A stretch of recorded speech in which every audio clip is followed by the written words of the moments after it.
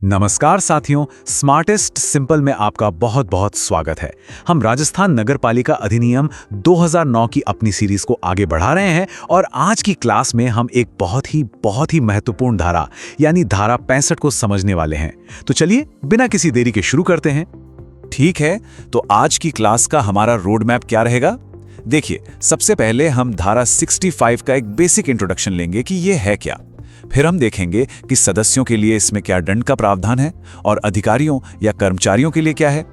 इसके बाद हम सारे की पॉइंट्स और एक्सेप्शंस को एक जगह इकट्ठा करेंगे और आखिर में एक क्विक समरी और एक प्रैक्टिस क्वेश्चन के साथ इस टॉपिक को पक्का कर लेंगे। तो चलिए पहले कदम से शुरू करते हैं, धारा 65 का परिचय। आखिर ये धारा क्यों बनाई गई, इसका मूल उद्देश्य क्या है, ये समझना बहुत जरूरी है। देखिए, इस पूरी धारा की आत्मा बस एक शब्द में है, हितों का टकराव, यानी कॉन्फ्लिक्ट ऑफ इंटरेस्ट को रोकना। मतलब ऐसा नहीं होना चाहिए कि नगरपालिका का कोई सदस्य या अधिकारी अपनी पावर का इस्तेमाल करके अपने किसी जानने वाले को या खुद को कोई कॉन्ट्रैक्ट दिलवा दे और उससे निजी फायदा कमाए। इसी भ्रष्टाचार को रोकने के लिए धारा 65 है, जो ऐसे लोगों के लिए सजा का प्रावधान करती है।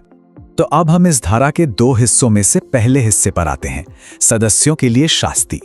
मान लीजिए कोई पार्षद या कोई और चुना हुआ सदस्य है, अगर वो इसका उल्लंघन करता है तो उस पर क्या कार्यवाही होगी, आइए इसे डिटेल में देखते हैं। यहां पर 3 बातें हैं जिन पर हमें गौर करना है।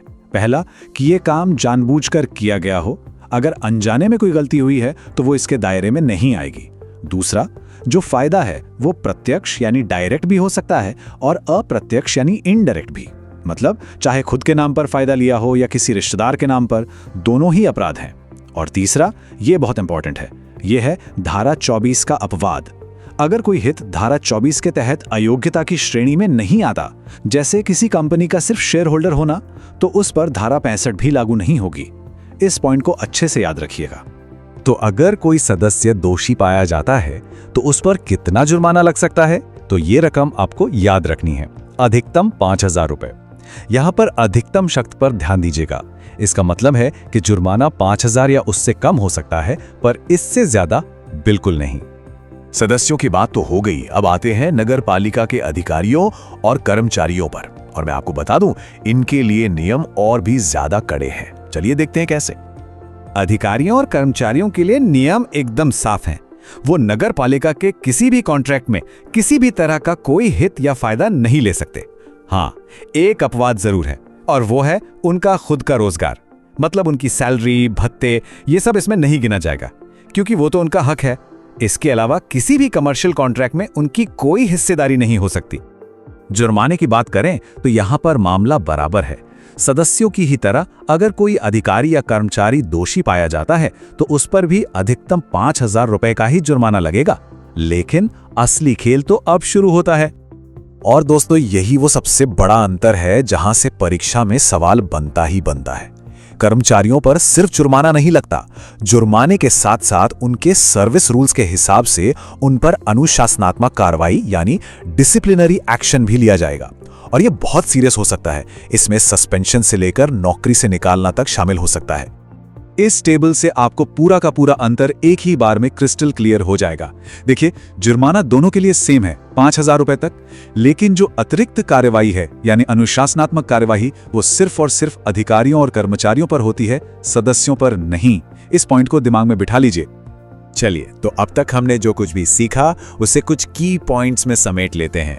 ये वो पॉइंट्स हैं जो आपको एग्जाम के लिए बिल्कुल रट लेने हैं।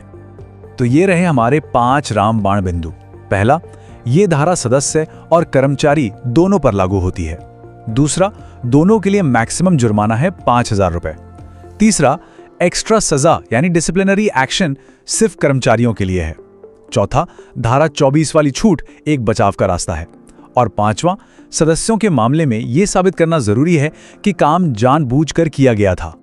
चलिए अब इस पूरी धारा को फटाफट रिवाइज करते हैं एक फास्ट फैक्ट समरी के साथ, और फिर देखते हैं कि आपको ये कितना समझ आया एक प्रैक्टिस क्वेश्चन से। तो फास्ट फैक्ट्स क्या हैं? धारा 65, नगरपालिका कॉन्ट्रैक्ट में हित रखने पर दंड किस पर लागू? सदस्यों और कर्मचारियों पर। अधिकतम जुर्माना दोनों के लिए 5,000 रुपए। सबसे बड़ा अंतर, कर्मचारियों पर अनुशासनात्मक कार्यवाही भी होगी। अपवाद, धारा 24 के तहत मिलने वाली छूट। बस इतना ही है इस धारा का पूरा सार। तो अब ये सवाल आपके लिए है। स्क्रीन पर जो प्रश्न दिया गया है उसे बहुत ध्यान से पढ़िए, हर एक स्टेटमेंट को एनालाइज कीजिए। आप वीडियो को पॉज करके आराम से सोच सकते हैं और अपना जवाब नीचे कमेंट सेक्शन में जरूर लिखिए। देखते हैं कितने लोग इसका सही जवाब देते हैं। मुझे उम्मीद है आपने अपना जवाब कमेंट कर दिया होगा। तो इसका सही उत्तर है ऑप्शन बी, यानी कथन 2 और 3 सही हैं। कथन 1 गलत क्यों है? क्योंकि अधिकतम जुर्माना 2000 रुपए नहीं बल्कि 5000 रुपए है, जबकि कथन 2 और 3 जैसा कि हमने अभी पढ़ा बिल्कुल सही हैं। अगर आपको आज की इस क्लास से धारा 65 को समझने में मदद मिली हो तो इस वीडियो को एक लाइक जरूर कीजिएगा। इसे अपने दोस्तों के साथ शेयर भी करें जो तैयारी कर रहे हैं। और हाँ, आगे की सभी क्लासेस के लिए स्मार्टर सिंपल चैनल को सब्सक्राइब करना बिल्कुल मत भूलिएगा। आपके कमेंट्स हमारा हौसला बढ़ाते हैं। और हमारा डेली शेड्यूल याद रखिएगा, हम रोज आपके लिए 3 नई धाराओं की क्लास लाते हैं, सुबह 10 बजे, दोपहर 3 बजे और रात को 8 बजे। और साथ ही शाम 5 बजे हमारी स्पेशल सुजस सार करंट अफेयर्स की क्लास भी होती हैं। तो जुड़े रहिए। अपनी तैयारी को यहीं मत रोकिए, हमारी प्लेलिस्ट में अगली धारा का पूरा विश्लेषण आपका इंतजार कर रहा है। स्क्रीन पर क्लिक करके आप सीधे अगली क्लास पर जा सकते हैं। हमारे साथ सीखने के लिए आपका बहुत बहुत धन्यवाद। मिलते हैं अगली क्लास में।